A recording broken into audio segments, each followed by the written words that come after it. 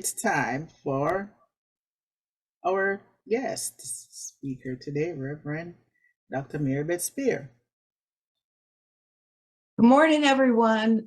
Good morning, all further glowers. Good morning. It's so wonderful to be here. I don't know where all of you are. I'm sitting in my living room in northern Chicago area of Illinois, and it's absolutely stunningly beautiful day today. So it's exciting to be here with you all. I didn't even realize, Reverend Marzia, I didn't even realize until this morning when I got up. My husband, Michael, is actually across town at another church speaking this morning, and that doesn't happen very often. And I started thinking about the date, and I thought, oh my gosh, in 2 days, it'll be our 25th year where we opened the doors to a church that we founded back 25 years ago called the Foothill Center of Religious Science. And what's funny and what's ironic and wonderful is that Reverend Renee Laboa was one of my very first students, and that started about 1998 or 1999. Yeah, that's something. Yeah, and she's been quite a shooting star, as you're going to find out next week. Yes. So it's a nice thing about mentoring is that people often can surpass and go past you, and it's exciting to see that. Absolutely. So yeah, you got a treat with Reverend Renee. She and I have been very close in each other's lives for a lot of years. And I could go on and take the whole time and tell you about the backstory she has with my husband, Michael. She's known him over 40 years, but yeah, this is pretty fabulous. Wonderful. So today my talk is called The Name Game. And I named it that because, and I put in my little blurb to Reverend Marzia, there's that old adage that I think any of us have been around the rodeo of New Thought for a while have heard: when you change the way you look at things, the things you look at change. And what I really thought about that is really the thing that changes how we look at things is how we name them. And we're going to talk about that because giving things a name is a label, and it's also assigning a nature of the thing to us. And that has a lot of repercussions, both really wonderful and really challenging for us. So the most significant name I want to work with today is the name of God. And you're going to hear more about that today. So anyway, it's very, very challenging times that we are living in right now. And when I signed on for this morning back a few weeks ago, I think, I had no idea how the world would be just shaken and baken the way it is right now. And there's so many daunting things going on that I think sometimes it's just really hard to know how to look at them. So I thought this actually is a really perfect time to talk about names. My understanding is a name is the assigning of the nature of the thing. And what I mean by that is how it's going to show up to us, persons, places, and things, if you will. And I thought about it when I was getting ready to do this lesson this morning, and I thought, I'm going to look my own name up. So I went ahead and I Googled to see what's the origin of my own personal name. My name is Mary Beth. I don't have a middle name. My mother wanted the Beth to be used. And so my actual first name is two names, Mary Beth. And my first name, Mary, actually came from ancient Hebrew, Miriam. Miriam was the name of Moses' sister in the Old Testament of the Bible. And, and since his name may have come from a root meaning beloved, or from a word meaning bitter or rebellious. And I said, well, add that to the fact I'm an Aries. What are we going to do with that? And they think it may be a reference to the biblical Miriam's life as a slave in Egypt. And the name Beth means house or family. And it also can be interpreted as God is my oath. So I thought, isn't that foreshadowing of my own birth, that I came in as a rebellious publicist of God? So I encourage you might want to do that this week. Look up your own name and see what the origin of your name is, because all names have energy, all names have vibration, and they become to us in ways that may be so deeply subjectified we don't even know. So another way I thought about talking about names is in a format that I have learned, a framework, if you will, by one of my teachers, who talks about what she calls structures of knowing.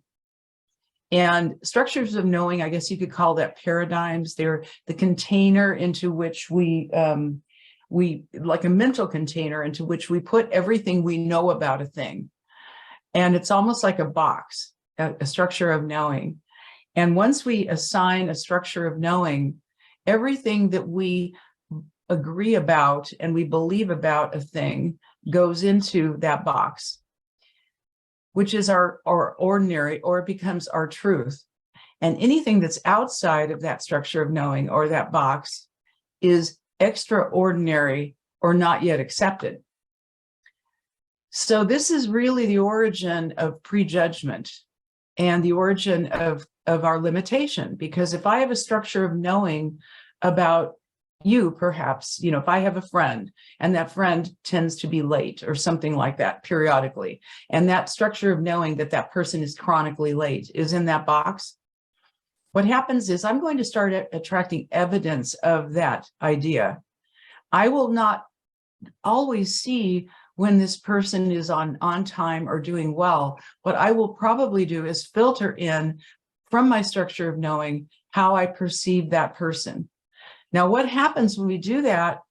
We now show up in our evidence. We now treat other people or places or things the way we perceive them. And then guess what? That person, place, or thing shows up in my evidence because that's me treating them or it. And my next thing is I go up, there it is. See, I knew it would be that. And that's what we call in the beginning is the conclusion. So conclusions become labels. My husband, Michael, is a label reader. Almost anytime we buy food, even candles or anything like that, he reads the label to see what's in there. He wants to know what's going on in there even more than I do. But, you know, you think about the labels that we assign to people and places and things, they establish our container or our judgment of those things. So what I was thinking in terms of the woke wave, I'm not sure exactly how to call it. So when I thought about it, I thought the woke wave, what happened around George Floyd really woke me, a very white woman, up. And I actually read a book called Waking Up White in the story in the story of race, I think it was. And it was written by a white woman who did the same thing I did, which was wake up to all of the prejudgments and all of the things that are going on that I was completely unaware of. I was like the fish in water. I couldn't see that water until I woke up to it. And what I realized is the woke wave has shown us that some of those labels we've been living with societally, as a culture, as a civilization, as a body of being, those things we've gone along unquestionably because we didn't know to question them. So they are the foundation of prejudgments that we've established. And what the prejudgments become is our truth. And until we wake up and we begin to question our labels.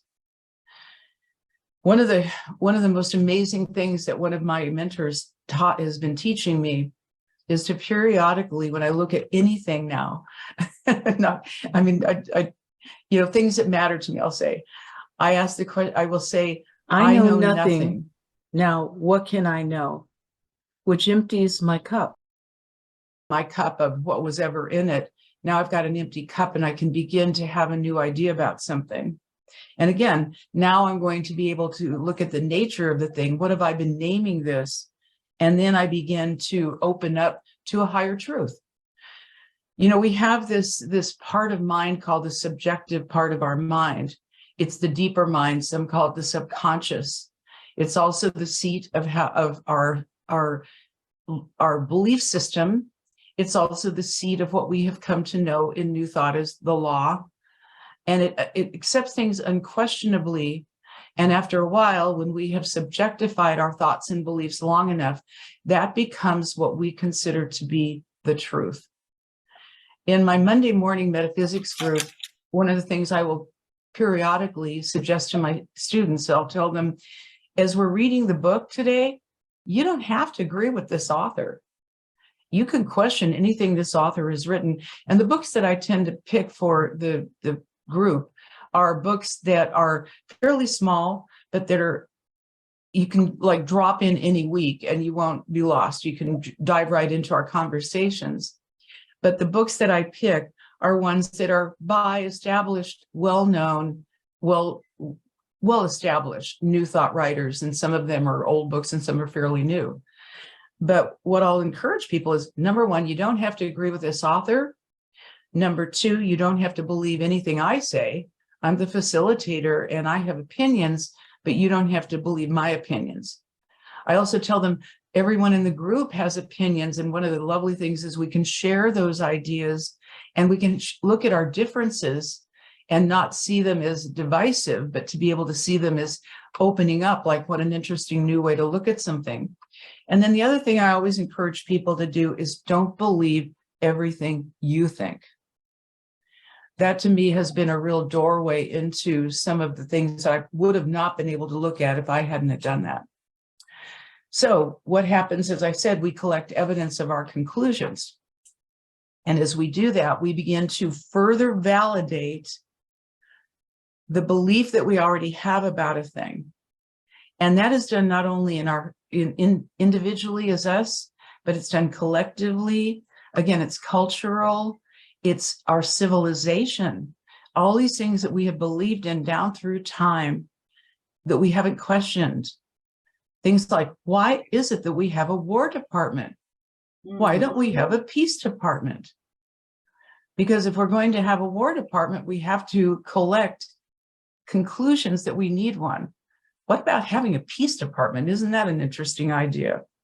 So what I really wanted to get into a little today with you all, further glowers, is I wanted to look at your focus this year is that you're living in a world of love. That's your aspiration this year. So if we look at the word love, it's a synonym for God. And if we're aspiring to live in a world of love, then what we're aspiring to do is live in God's world. And I would say maybe living as God's world. And that's why I want to talk about the name game as it affects or is relative to the name God. So that's a big power-packed word. One of the writers that we've been studying this week in Monday Morning Metaphysics suggests the idea that wouldn't it be wonderful if at least every 10 years, we all in this world would dust off our idea about what God is and create a new idea about what God is relative to who we are now. She likened it to the idea of going from being a child of God to a God for grown-ups. And how as we grow up, God grows up, not that God changes, but we change in relationship to it. So actually it is true that God does change, because as I have come to believe it, I'm not only made in the image and likeness of God, but there seems to be a lot of evidence that I and you are God. So how does that work? Well, that's where I get really excited. And that's why my work I did for my doctorate was in the area of consciousness studies. I'm all about the thought movement where we are literally, in my belief, are at that demonstrable intersection of science and spirituality. Because when quantum physics came on the board, a lot of things changed. And the amazing thing is a lot of the science around quantum physics now is demonstrating what avatars down through millennium have known in a different way. And I want to talk about how we can know. So, we're not just facsimiles of God. We are one with God. In other words, we are God. But it can't be in the old antiquated structure of knowing about an external God, the way many of us grew up in the Judeo-Christian community, civilization, that the angry bearded dude that sits up there, and as some of my friends have said, he sometimes seems like he's off his meds, that angry dude. That's not the God of my understanding. That's not the God of my understanding. I'm going to share a couple of ideas with you. One of them is the definition of Gnostic knowing of God. And I went out to grab my copy of Walter Starkey's book, who absolutely fabulous writer. And he wrote the book, It's All God. And in there, the definition of Gnostic knowing came from a Greek word, which means knowing. And Gnosticism is a system of mystical, religious, philosophical doctrines combining Christianity, Greek, and Oriental philosophies, which propagated by early Christian sects. He goes on to say, really, Gnostics were taught that there was a difference between knowing and believing. Believing, they said, was mental. Knowing was experiential. So Gnostic knowing is that inner, deeper knowing. And as Walter Starkey said, when the Christianity movement began to grow, it grew on two strands being traditional thinking, which was that external dualistic God, or the Gnostic knowing, which is the deeper knowing, which is more of the unity God that is the God of our understanding in the area of new thought. And then there's knowing at a noetic level. And I'm not sure how many of you might have heard of the Institute of Noetic Sciences. You can look it up. It's IONS, IONS, IONS. It's an amazing organization out of Petaluma, California. It was founded by the astronaut, Edgar Mitchell. Edgar Mitchell had the window seat when he was up in space. In fact, if you go to the Museum of Science and Industry here in Chicago, you can actually see the capsule he was in. And as he was coming back from their mission in space, he had that window seat. He could look out into blank space, see the little dime that was the Earth, and all of a sudden he had what he called a noetic knowing. And the Greek, the word noetic comes from the Greek word gnosis. What it means is inner wisdom, direct knowing, intuition, or implicit understanding. And I have a feeling, I have a feeling that if you've been around this as much as I think you have through Reverend Marzia, you've had those noetic moments, haven't you? I know I have. I'd like to have more of them, but I have absolutely, definitely know I've had noetic moments where I can see the unity. I can sense the unity. Well, enter the world of quantum physics. And I started reading up on Max Planck. Max Planck actually won a prize back in 1918 for discerning the quanta.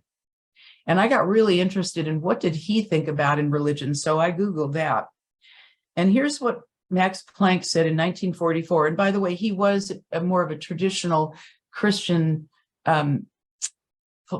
thinker, I would say, but he went way beyond his orientation. I think he was Presbyterian or something, or Protestant, I think.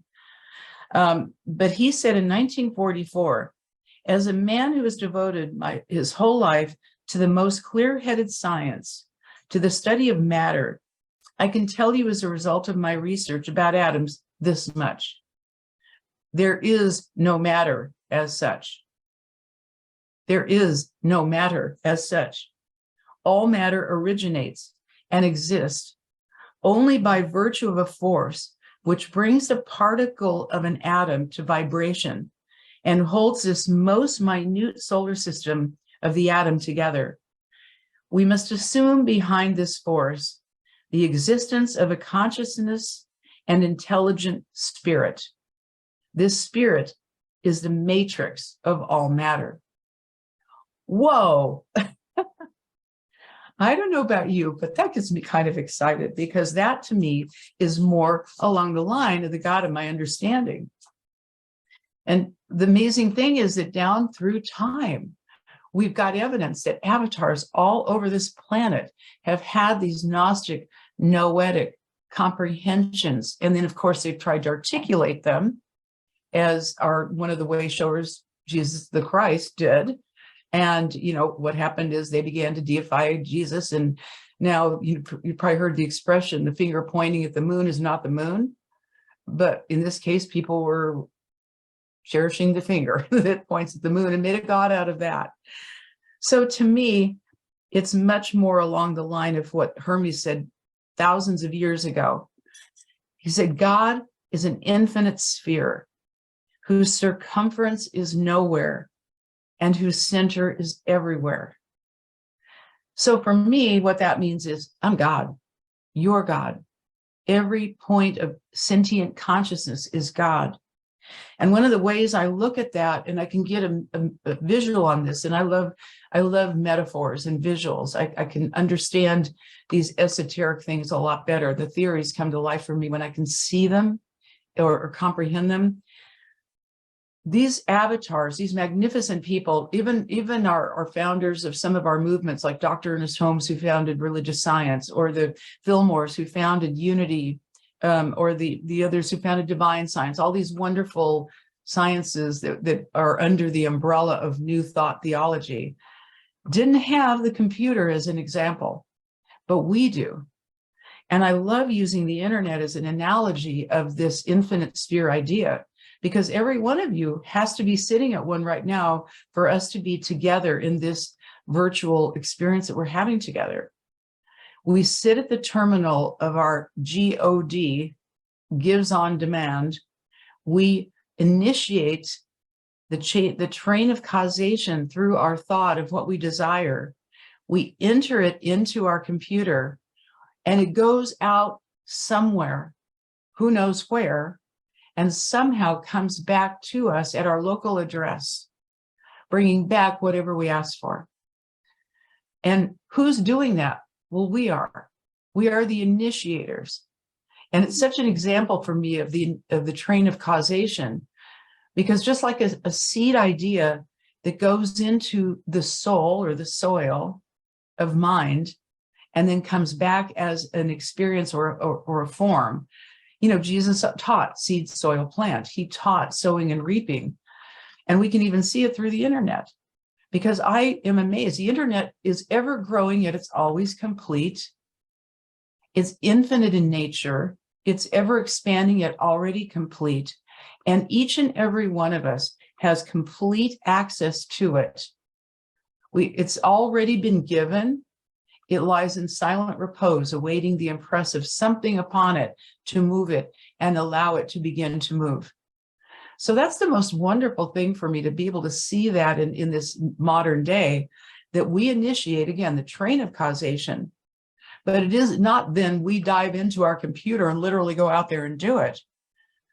It is there's a wonderful phrase that says, I have perfect trust in the law of good as the doer. So we are the initiator, but it's that law, that principle, God, the principle that is the doer, that brings back to us what we asked. Seek and we shall find, ask and it shall be given, knock and the door will be open. It's the handprint of the inner knower is all over our antiquity. And it's right in our faces right up until today. So I want you to think about the implications of how staggering this idea would be if you wake up today or tomorrow morning, Monday morning, as God. I mean, it's a huge idea. Okay, I'm going to give you another reading. This is out of one of my favorite books on prayer called The Universe is Calling by Eric Butterworth. And he wrote in this book, God is not in you in the same sense that a raisin is in a bun. That is not unity. God is in you as the ocean is in the wave. The wave is nothing more nor less than the ocean expressing as a wave. And that's actually something similar to what the poet Rumi said back in the 13th century. You know, that we're not just a drop in the ocean, we're all the ocean in a drop.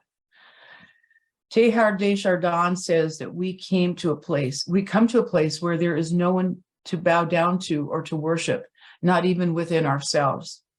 And as we get a greater perception of our relationship to the universe, there is no one to pray to, only a universal flow to get into, a spiritual energy to pray from. So what if you truly were able, and I was truly able to really believe I was God? The Bible says already that we're made in the image and likeness of God. Jesus, the great way shower, said, "These things I do, ye shall do, and greater." It says in the Bible, Jesus, being in the form of God, thought it not robbery to be equal to God. So what if we really are in the driver's seat?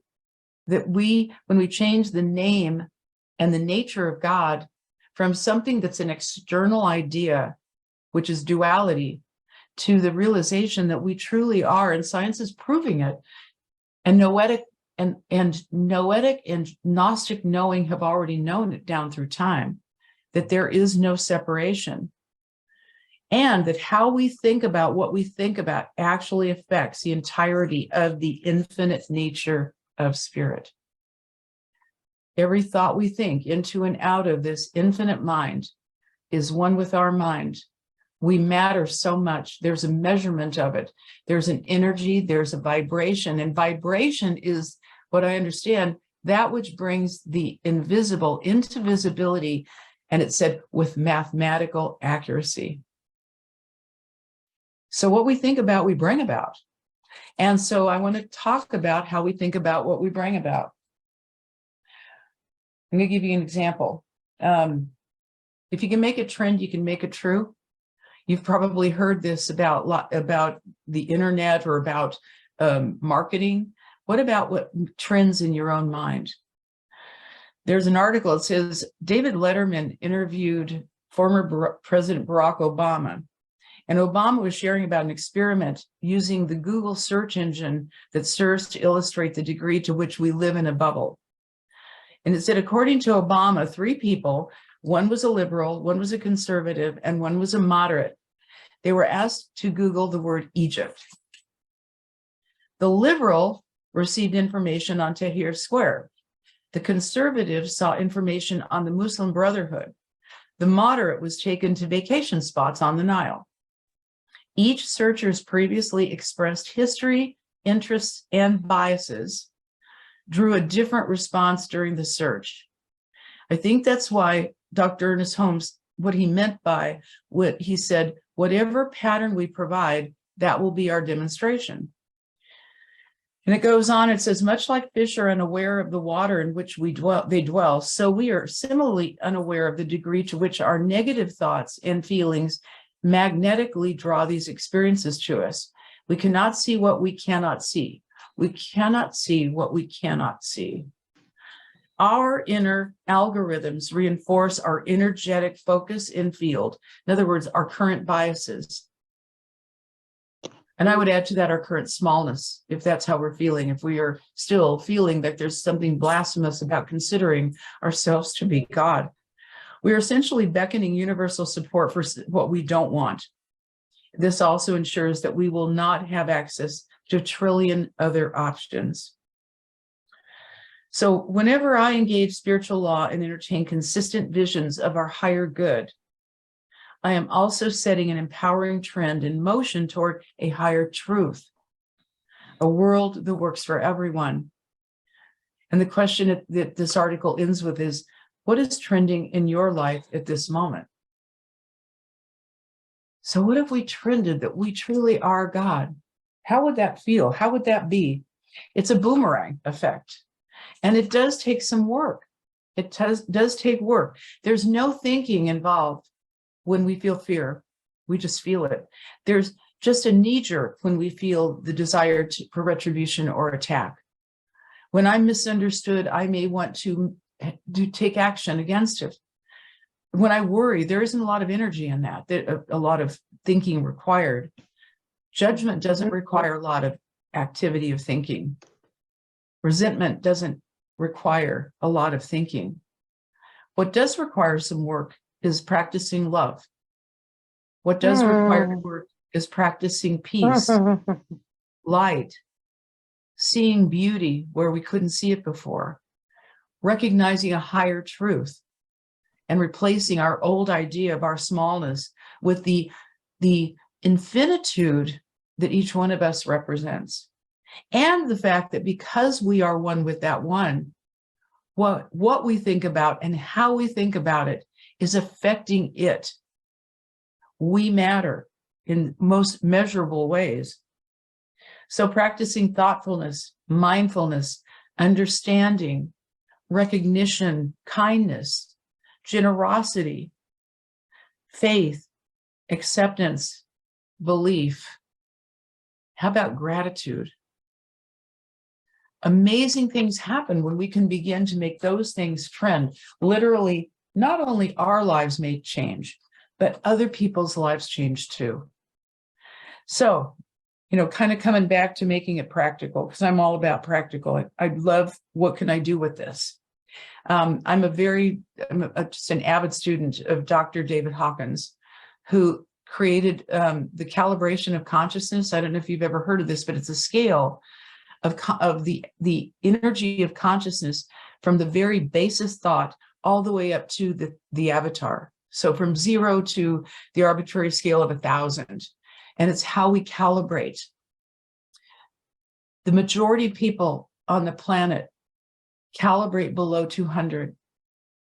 200, according to Dr. Hawkins, is the breaking point of consciousness where it stops to be destructive and negative and begins to be contributive.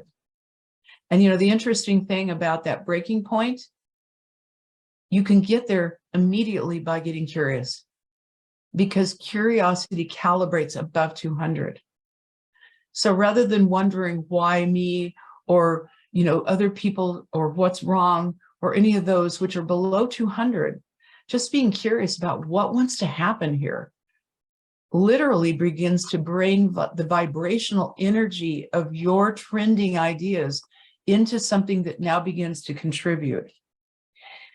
So Dr. Hawkins, I'm going to leave you with a couple of really simple things that you and I can do to begin this trend, trending something more amazing. Dr. Hawkins was asked a question, what is the best way to raise my consciousness? And he said, well, there's 2 things he recommends, and both are pretty darn simple. They aren't always easy, but they're pretty darn simple. He said the first one is constancy. Effective spiritual endeavor is a consequence of constancy and persistence, rather than fits and starts of enthusiasm. Each state of spiritual evolution is self-rewarding, gratifying, and complete unto itself. The moments of prior anguish are found to have been worth the effort. Spiritual practices, aligned by Dr. Michael Beckwith, he says, we do our spiritual practices. Spiritual practices don't make things happen. They make them welcome. By doing our spiritual practices in a constant way, and again, I'm probably preaching to the choir here, but it's making things welcome, so that we've already done the groundwork when things start to hit the fan. We're already grounded in the ground of our own being. And the other one he gave, and this is one I have been working on, it's practical. He said, the other one is to practice humility. Great leaps in level of consciousness are always preceded by surrender of the illusion that I know. Thus, you have to be willing to let go of secretly thinking I know, and then to go to not know.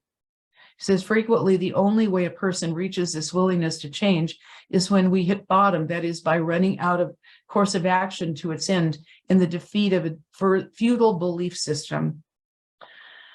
And one of the ways to practice humility that is fabulous, and you can immediately start changing your vibration, let others go first.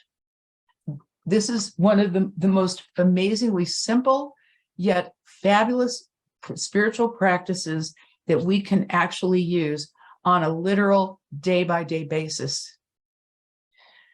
Start by getting on the expressway or the freeway, and someone is trying to get in front of you. Let them go first. In fact, allow them, make it welcome for them to go in front of you. When I'm standing in the market line and I see somebody behind me who has a few items and I've got more, I'll let them go first. I encourage them to go first. And it's amazing how many people are completely unaware of this practice, and they just are so delighted when we let them go first.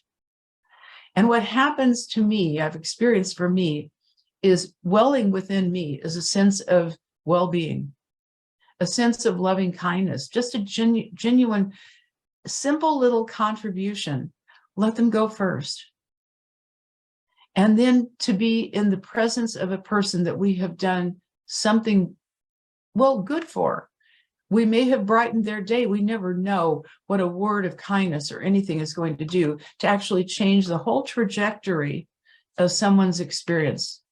It's been proven, literally, the kind words can change the entire trajectory of someone's life, including those people who are about to take their own life.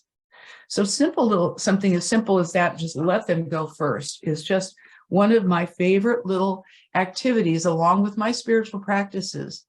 But it's one of my favorite ones. And the other thing it really has taught me is patience. And patience engenders a lot of very warm feelings. It's not a better than, less than. Humility, by definition, is the point of willingness to learn. There's a humility in letting other people go first. The energy of letting someone go before me to create a space for other people to experience loving kindness and patience can really make an entire difference. You probably heard that quote, when the power of love becomes greater than the love of power, then we will know peace. So I'm going to end with a reading and a poem. The reading is by one of my favorite ministers' writings. I love his writings. And Reverend Dr. Christian Sorensen, a religious science minister, wrote this into the Science of Mind magazine, and it fits so well with how I'm thinking about what I'm talking about here today. Try closing your eyes and just listen to these words. It's just beautiful. You are purely, completely, totally, absolutely, thoroughly, fully, entirely, utterly, and unconditionally holy. This means you are totally divine. You are sacred.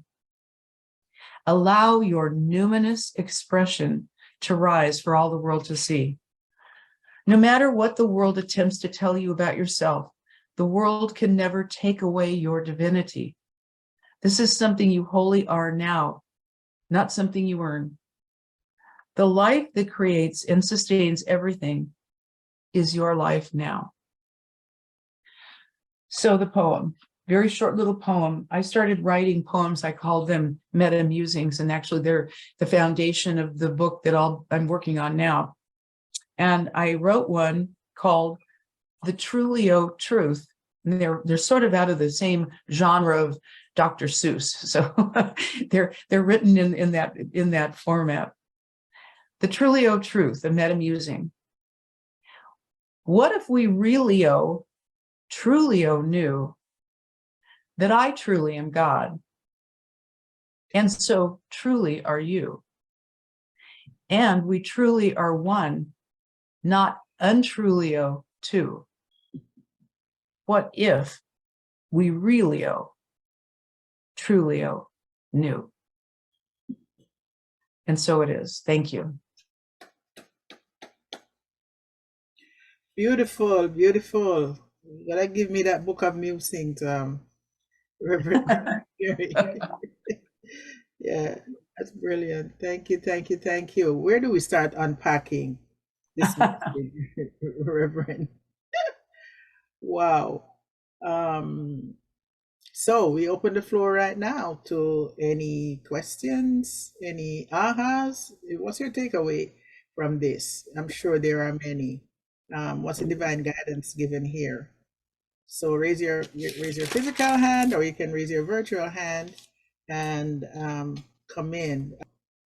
Any suggestions, questions? I have a question. I didn't see any hand yet. I have a question, Reverend. When you put God and the internet, I find that truly fascinating. I've never heard it like that before. God means gives on demand.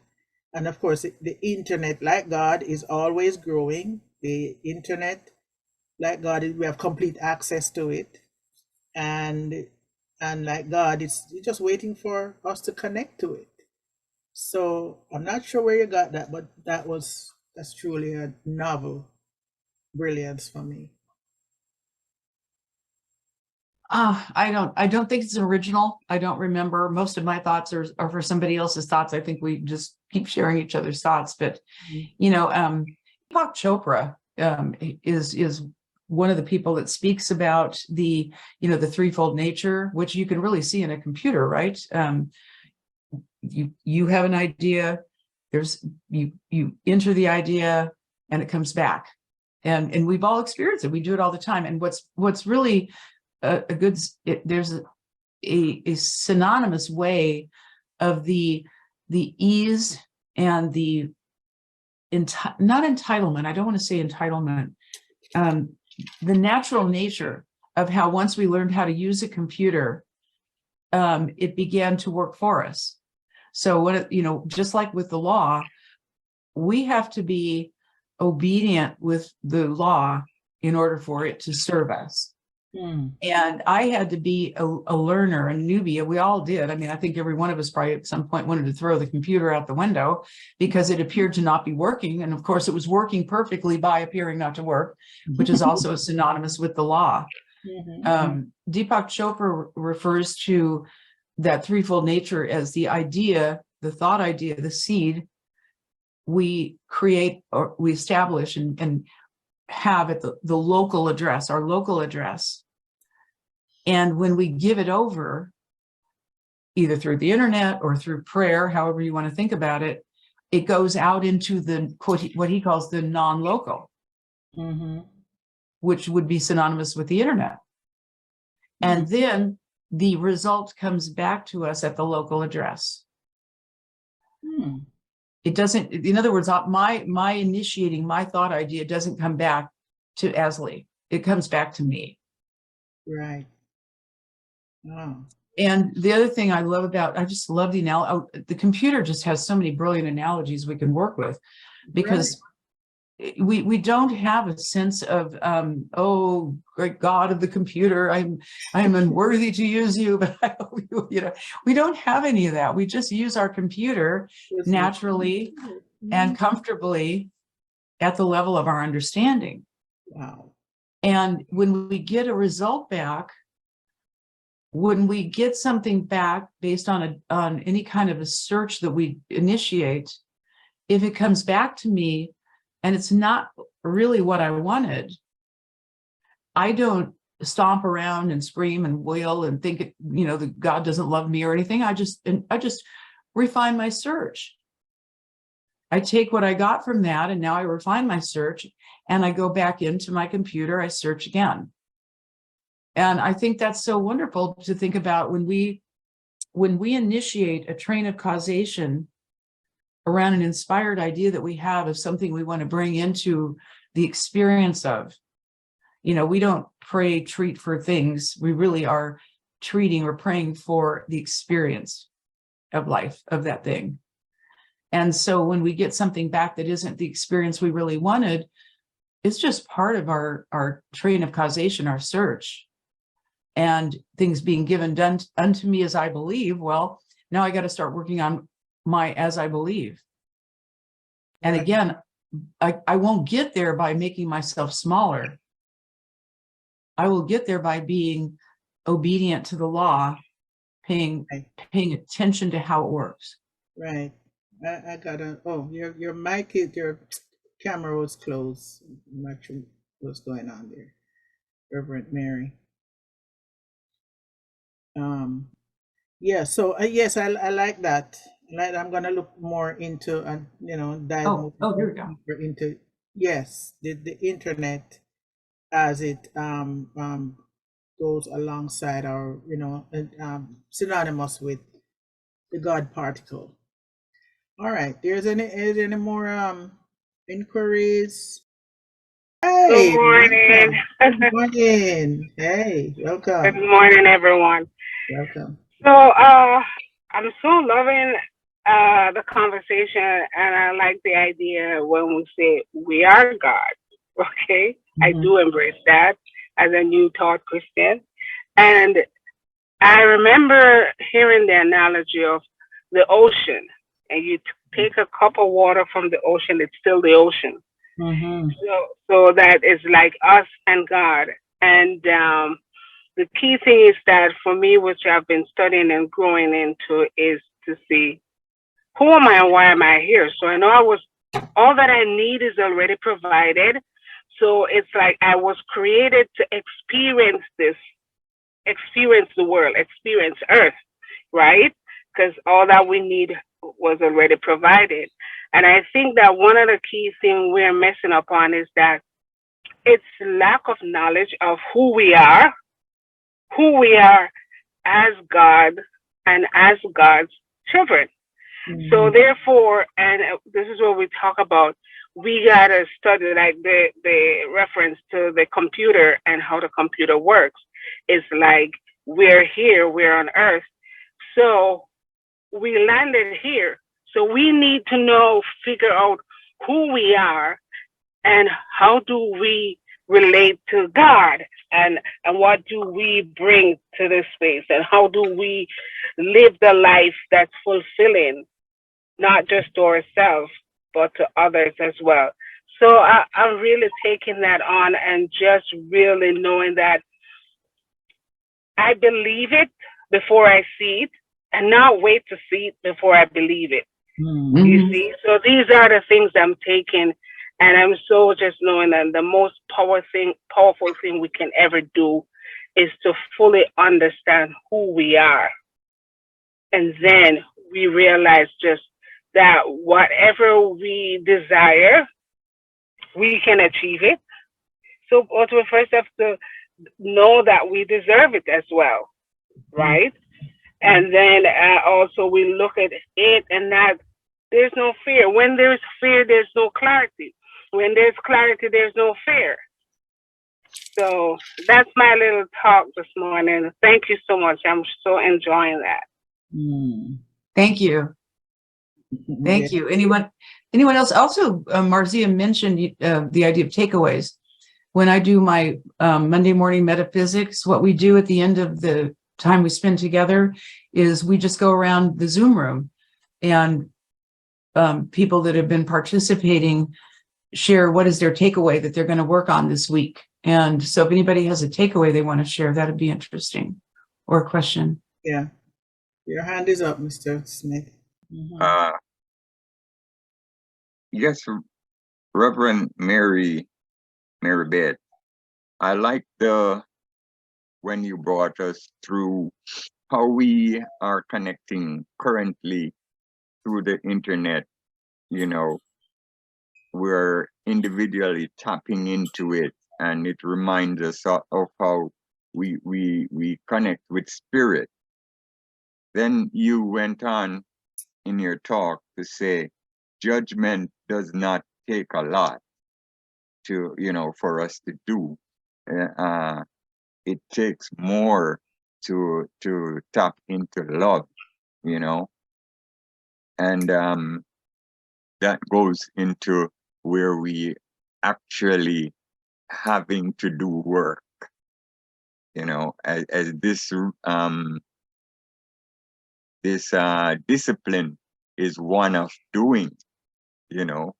We have to be doing for ourselves. And then you spoke about humility, and where humility is a willingness to learn, and a number of us, including myself, we tend to forget, from time to time, that to be humble is we're actually tapping into the willingness to learn. So those are my taking points for today. Yeah. And Reverend Alma would always remind us that we're here for our individual message. Thank Yes. Thank you. Thank you. Think about this too, thinking about the computer analogy, and how every one of us, when we turn on our computer, there's a first screen that shows up. And my understanding is that's called the default screen. So I've heard recently from several sources that science says that the human mind tends to trend negatively. I don't know if that's because it's like the servo mechanism of the ego or whatever this would be, but there is a tendency in the average person, according to science, that we trend negatively. So if you think about a computer, the computer has a default screen. So if you've got a computer and the first thing that happens when you turn it on, it goes to a negative. What we can do then with ourselves is we can change our default. But first, yeah, and usually what'll happen is we'll go to another screen. But we have this ability, the more we do the work we do within our own minds, to actually go in and affect the default. So we stop defaulting to that negative. But that's where the hard work is. You know, and so like in my situation, I wouldn't have a clue how to go in and change my default on a bunch of things in the computer.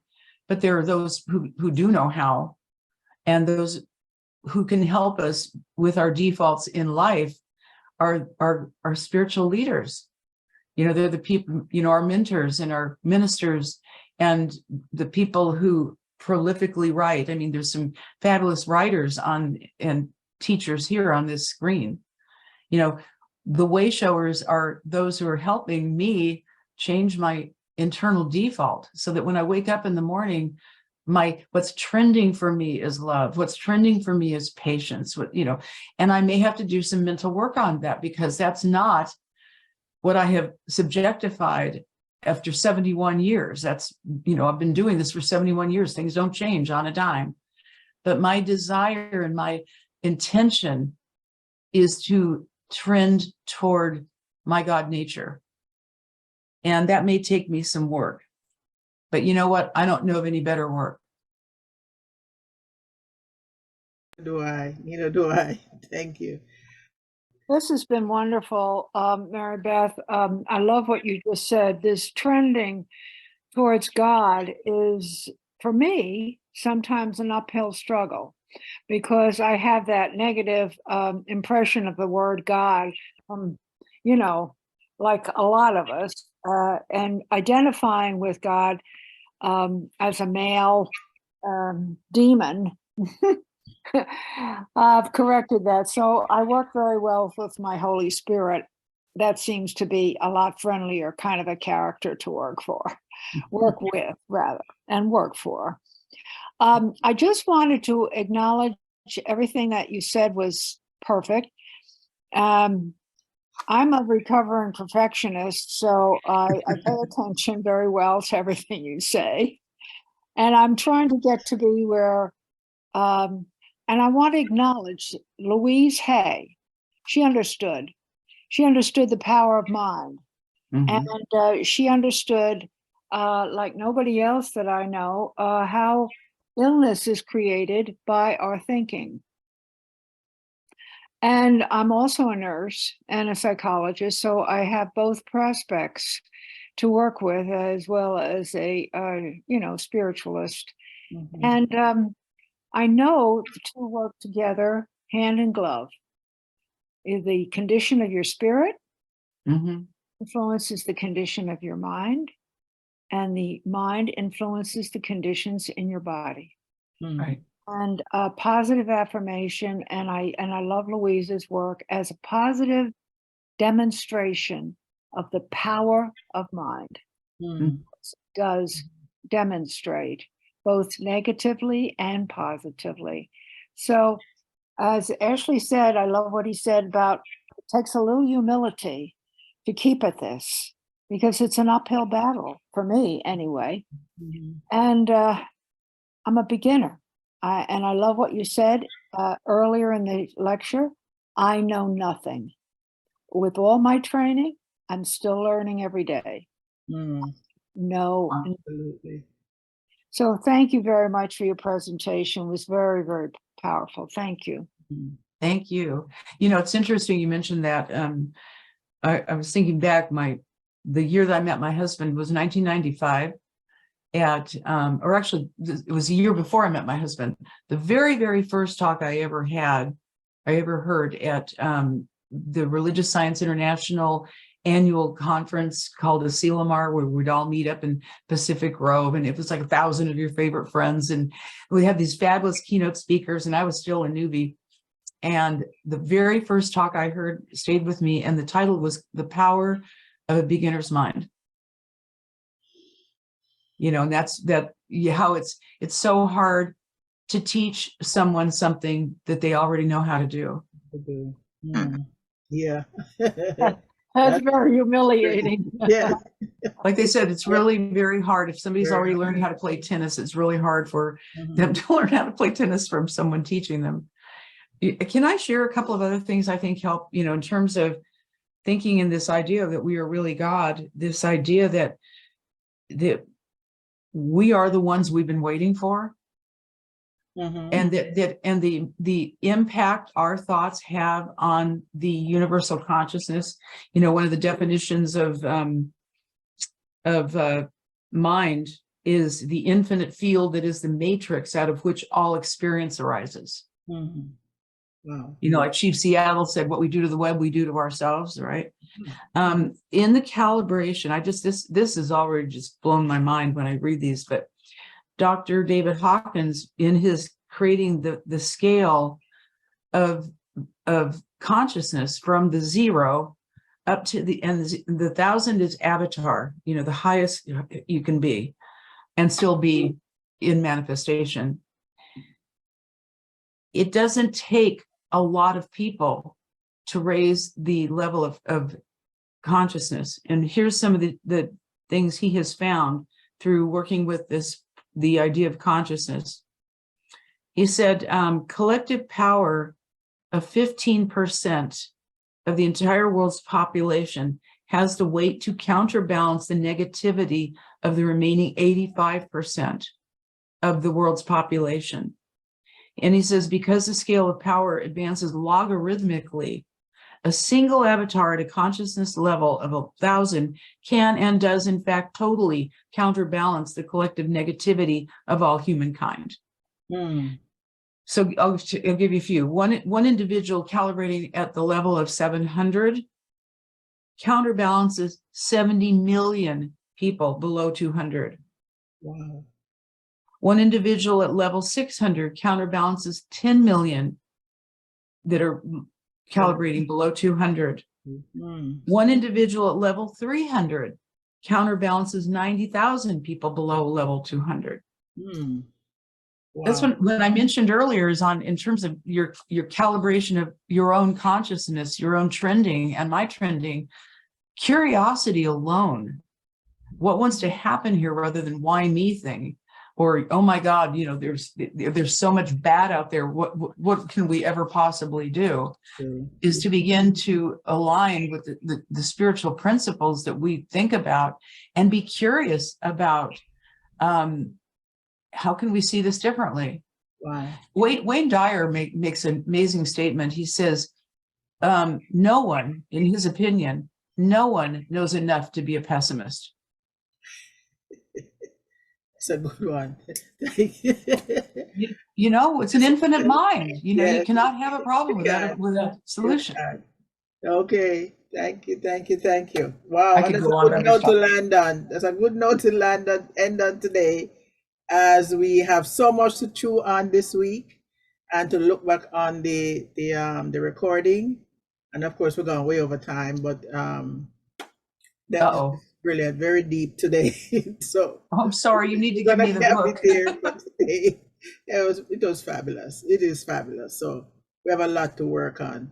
So we're going to continue, you know, with our celebration this morning. Thank you so much, Reverend Dr. Mary Beth. Thank you, everyone, for your participation.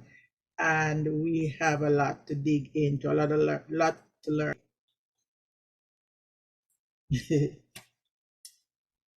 Love. Much love to all. Bye-bye. Thank you. Thank you for letting me be here with you. Oh, it's a pleasure. Absolute pleasure is all ours.